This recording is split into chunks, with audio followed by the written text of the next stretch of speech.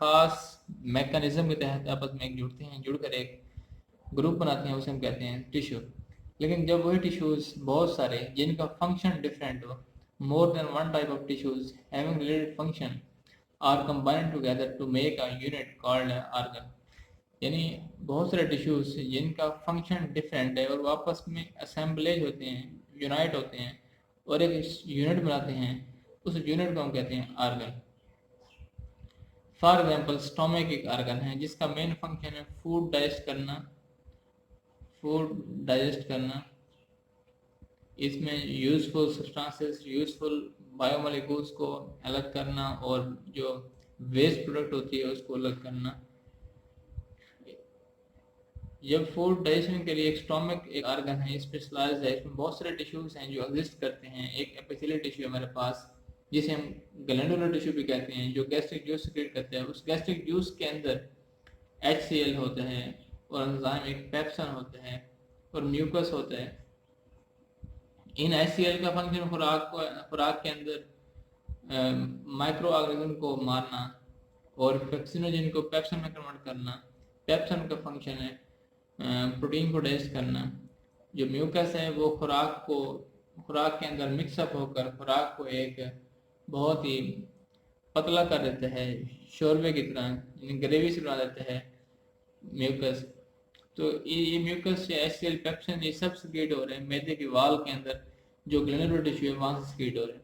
इस तरह एक और टिश्यू है जो मैदे के वाल में एग्जिस्ट करता है, उसका फंक्शन है मसल टिश्यू।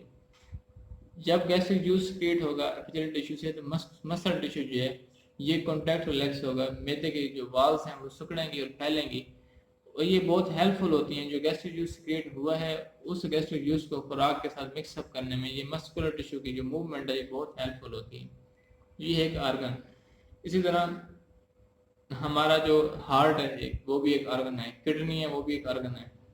इसके अलावा जो रिप्रोडक्टिव ऑर्गन्स हैं वो भी हैं। इसके अलावा हमारे जो लंग्स हैं वो भी एक ऑर्गन है। अब हम बात करते हैं ऑर्गन सिस्टम लेवल की। इस ऑर्गन सिस्टम में जब बहुत सारे ऑर्गन्स जिनका फंक्शन आपस में रिलेट कर रहा होता है, जब हम असेंबलेज करते हैं, जुड़ते हैं, जुड़कर एक खास स्ट्रक्चर बनाते हैं, इसको हम कहते हैं ऑर्गन सिस्टम। ये ऑर्गन सिस्टम जो है इसमें बहुत सारे ऑर्गन्स आपस में जुड़े होते हैं और उनका फंक्शन आपस में रिलेट कर रहा होता है। जैसे for example digestive system. Digestive system में first of all oral cavity होती है, जहाँ खुराक हम खाते हैं, वहाँ कुछ डाइजेशन हो जाती है। उसके बाद ईसोफेगस है। ईसोफेगस का फंक्शन होता है खुराक को स्टमक तक पहुँचाना। उसके बाद जो है स्टमक है। स्टमक का फंक्शन है खुराक को स्टोर करना और डाइजेस्ट करना। उसके बाद जो है वो हमारे पास स्मॉल इंटेस्टाइन है। उसके बाद स्मॉल इंटेस्टाइन है, यहाँ खुराक की जो है वो असिमिलेशन होती है, यानी एब्जॉर्प्शन होती है। उसके बाद जो है लार्ज इंटेस्टाइन है, यहाँ खुराक का जो वेस्ट प्रोडक्ट होता है वो बॉडी से एलिमिनेट किया जाता है लार्ज इंटेस्टाइन के जरिए। इसका आखिरी पार्ट है रेक्टम और लास्ट पार्ट है एनस, उसके जरिए। उसके बाद है इंडिविजुअल लेवल। जब ये ऑर्गन सिस्टम मुख्तलिफ एनिमल्स की बॉडी के अंदर एक खास तरीके के तहत आपस में जुड़ते हैं, तो जुड़कर एक स्ट्रक्चर ओवरऑल बनाते हैं, जिसे हम कहते हैं इंडिविजुअल लेवल। एक इंडिविजुअल की बॉडी में अगर हम देखें तो बहुत सारे ऑर्गन सिस्टम पाए जाते हैं, जैसे कि digestive system, respiratory system, urinary system और हमारा सर्कुलेटरी सिस्टम, नर्वस सिस्टम। ये बहुत सारे सिस्टम हैं जो मिलकर अकोमुलेट होकर एक खास तरीके के तहत अकोमुलेट होते हैं और अकोमुलेट होकर इंडिविजुअल लेवल बना रहे हैं। जब एक इंसान हार्ड वर्क कर रहा होता है, सख्त काम, मेहनत वाला काम जिसमें ज़्यादा एनर्जी लगानी पड़ती है, जब वो एक इंसान वो काम करता है तो उसके सिर्फ मसल ही काम नहीं करते, बल्कि मसल काम करने के साथ साथ जो रेस्पिरेशन है वो भी, रेस्पिरेशन रेट भी बढ़ता है और साथ में जो हार्ट बीट है वो भी इंक्रीज होती है और उसका सांस भी फूल जाता है।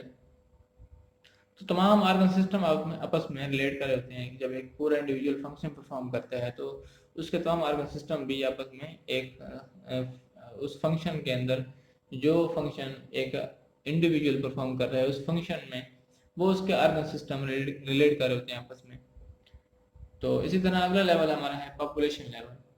जब एक ही स्पीशी के बहुत सारे जानदार आपस में मिलेंगे और एक खास जगह पर खास टाइम में इकट्ठे होंगे, उस जगह पर उस स्पीशी के स्पेसिफिक जानदारों को हम कहेंगे पॉपुलेशन लेवल।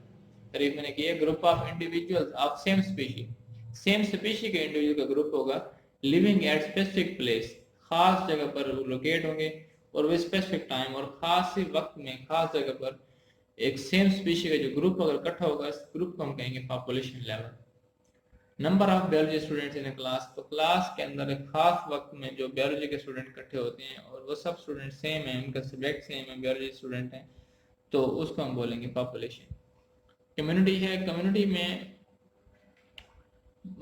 जो है ये भी ग्रुप ऑफ इंडिविजुअल्स होता है, लेकिन सेम स्पीशी का हमने यहाँ बात की थी पॉपुलेशन के अंदर, लेकिन कम्युनिटी के अंदर वो जो ग्रुप ऑफ पॉपुलेशन है वो सेम नहीं होता, वो सेम स्पीशी का नहीं होता बल्कि डिफरेंट स्पीशी का होते हैं। हम कह सकते हैं कि group of population of different species located at the same place and same time is called as community level. मैंने तारीफ की है, community is an assemblage of different population interacting with one another at same time, यानी different species की जो populations हैं अगर वो आपस में मिलती हैं एक खास जगह पर, तो मिलकर एक आपस में इंटरेक्ट भी करती हैं खास टाइम में, तो इसको हम कहेंगे कम्युनिटी लेवल। एग्जाम्पल अगर हम देखें तो फॉरेस्ट है, फॉरेस्ट में बहुत सारे जानदार होते हैं, बहुत सारे डिफरेंट स्पीशीज होती हैं जो इंटरेक्ट कर रही होती हैं और रह रही होती हैं। जिस तरह पॉन्ड है, एक आबी माहौल है, एक्वेटिक एनवायरनमेंट है, यहाँ भी बहुत सारे जानदार रह रहे होते हैं जो आपस में इंटरेक्ट कर रहे होते हैं। सिमिलरली जो कम्युनिटी है वो पॉपुलेशंस के जो साइज है, ये नंबर ऑफ इंडिविजुअल्स है, उसके लिहाज से ये कम्युनिटी सिंपल भी हो सकती है और कम्प्लेक्स भी हो सकती है। फॉर एग्जाम्पल एक फॉलन लॉग है, लकड़ी का एक लॉग है जो जमीन पर गिरा हुआ है, वहां पर उस लकड़ी के लॉग को डिकम्पोज करने के लिए वहां पर बहुत सारे माइक्रो ऑर्गेनिज्म इकट्ठे होंगे और बाकी जानदार भी वहां हो सकते हैं। तो वो जो वहां पर कम्युनिटी बन रही है वो सिंपल कम्युनिटी है, क्योंकि वहाँ जो इंडिविजुअल्स हैं, जो जानदार हैं, जो उस लॉग को डिकम्पोज करने के लिए आए हुए हैं, वो जानदार थोड़े हैं, कम है। इसके अलावा नेक्स्ट कम्युनिटी है कम्प्लेक्स कम्युनिटी। ये एक इंतहाई पेचीदा टाइप की कम्युनिटी है, इसमें जो नंबर ऑफ इंडिविजुअल्स हैं वो हमेशा ज़्यादा होंगे। जैसे कि फॉरेस्ट है, फॉरेस्ट में बहुत सारे जानदार होते हैं, उमूमन सैकड़ों की तादाद में, लाखों की तादाद में जानदार एग्जिस्ट करते हैं। डिपेंड करता है कि फॉरेस्ट का साइज कितना है, फॉरेस्ट कितना बड़ा है। बड़ा फॉरेस्ट होगा तो नंबर ऑफ इंडिविजुअल्स बड़े होंगे, ज़्यादा होंगे। अगर फॉरेस्ट छोटा होगा तो नंबर ऑफ इंडिविजुअल्स कम होंगे, लेकिन फिर भी जितना फॉरेस्ट छोटा भी होगा तो उस नंबर ऑफ इंडिविजुअल जो होंगे उस फॉरेस्ट में, तो फॉरेन लॉ के मुकाबले में जो नंबर ऑफ इंडिविजुअल्स हैं वो फॉरेस्ट में ज़्यादा होंगे, इसलिए फॉरेस्ट एक कम्प्लेक्स कम्युनिटी है। नेक्स्ट हमारा लेवल है बायोस्फीयर लेवल। तो बायोस्फीयर लेवल जो है हम कह सकते हैं पार्ट ऑफ अर्थ, जमीन का वो हिस्सा, part of earth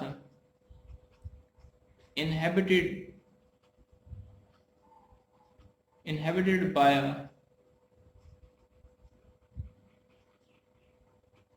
community is called as biosphere।